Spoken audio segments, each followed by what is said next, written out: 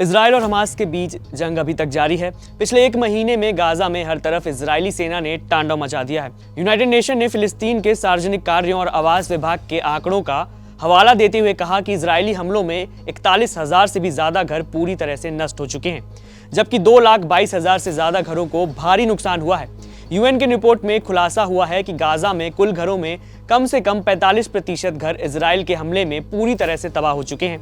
हालांकि इन आंकड़ों को स्वतंत्र रूप से सत्यापित करना असंभव है, लेकिन गाजा में रॉयटर्स की रिपोर्ट बताती है कि विनाश बड़े पैमाने पर हुआ है। एक इजरायली रिपोर्टर जिसे इजरायली सेना ने गाजा के बेत हैनान शहर को देखने के लिए भेजा था, उसने अपनी रिपोर्ट में बताया है कि शहर में मुश्किल से एक भी रहने लायक कोई इमारत बची है।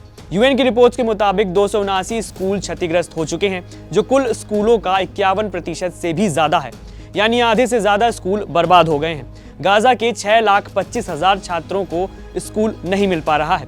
वहीं अस्पतालों की बात करें तो गाजा के आधे से अधिक अस्पताल और लगभग 2/3 प्राथमिक स्वास्थ्य देखभाल केंद्र सेवा से बाहर हो गए हैं और 53 एम्बुलेंस क्षतिग्रस्त हो चुकी हैं। गाजा शहर और उत्तरी गाजा के सभी 13 अस्पतालों को इजरायली सेना ने खाली करने के आदेश दिए हैं।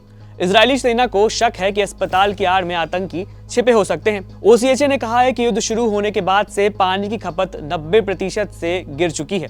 इजराइल से आने वाली 3 पाइपलाइनों में से 2 ठीक हैं। हालांकि मिस्र की सीमा पर राफा और दक्षिणी शहर खान यूनिस के बीच मुख्य पाइपलाइन से 50% का रिसाव जारी है। गाजा के 65 सीवेज पंपों में से अधिकांश सेवा से बाहर हैं, यानी कि गाजा शहर में पीने के पानी की जबरदस्त किल्लत हो चुकी है। यूएन के मुताबिक गाजा में आटा सिर्फ 12 दिनों तक का ही बचा है। इसकी वजह यह है कि शहर में बिजली कटौती के कारण गेहूं पीसा नहीं जा पा रहा है। इसके अलावा तेल, दाल, चीनी और चावल का कोई स्टॉक अभी नहीं बचा है। संघर्ष से पहले हर दिन औसतन 500 ट्रक भोजन और सामान गाजा में प्रवेश करते थे। 7 अक्टूबर के बाद सभी आयात रोक दिए गए और 21 अक्टूबर को फिर से शुरू हुए। तब से 10 नवंबर के बीच मानवीय सहायता ले जाने वाले कुल 861 ट्रक गाजा में दाखिल हो चुके हैं। इजराइल के हमलों से बचने के लिए जो आश्रय स्थल बनाए गए थे, उनकी भी स्थिति बेहद खराब है।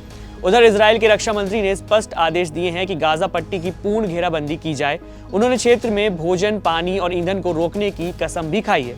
आप समझ सकते हैं कि गाजा में हालात कैसे होंगे। अगर आपको ये वीडियो पसंद आया हो तो जरूर देखें एबीपी लाइव और चैनल को सब्सक्राइब करना बिल्कुल ना भूलें।